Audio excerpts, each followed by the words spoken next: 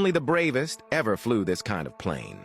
By 1945, Japan had completely lost control of its own skies. Conventional fighters could no longer break through U.S. naval defenses. With no hope of victory left, the Imperial Japanese Navy began designing a new kind of weapon. It was called Oka, meaning cherry blossom. Its shape was somewhere between a glider and a rocket, 6 meters long, 5 meters across. In its nose, 1.2 tons of explosives. Propulsion came from 3 solid fuel rockets. It had no landing gear, no radio, no return system. An Oka was carried beneath a G-4M bomber. That bomber was slow, thin-skinned, and had to fly straight into the enemy's anti-aircraft range to launch it. At about 20 kilometers from the target, the Oka was released. It would glide for a few seconds, the pilot searching for a ship with his bare eyes, then pull the ignition lever. All 3 rockets fired at once, and within 10 seconds, its speed exceeded 650 kilometers per hour. From release to impact, 7 minutes. Impact meant detonation. No one survived.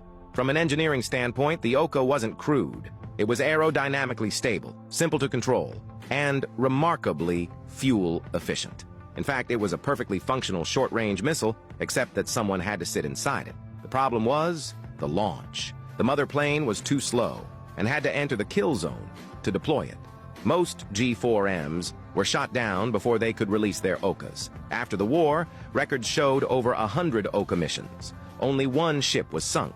In U.S. military files, it was nicknamed the Baka Bomb, Foolish Bomb, a name that was both precise and merciless. Most of the pilots were in their early 20s. They trained for less than a week, 3 gliding runs, 1 ignition drill. They knew what the mission meant. Then they signed the papers and boarded the plane. Today, the remains of several Okas are displayed in Tokyo, Washington, and California. The cockpit is cramped, the front bulkhead only 30 centimeters from the pilot's chest. The ignition lever rests by the right knee. The rocket exhaust ports are still scarred by burn marks. Those relics say enough. The Oka was, in essence, a weapon that used the pilot as its fuse. Statistically, the Oka changed nothing about the war, but it revealed everything about its time, a moment when engineering was still precise, logic still sound, but the purpose had gone insane. It remains the only manned missile ever to be mass-produced in human history. Its average flight time, 7 minutes.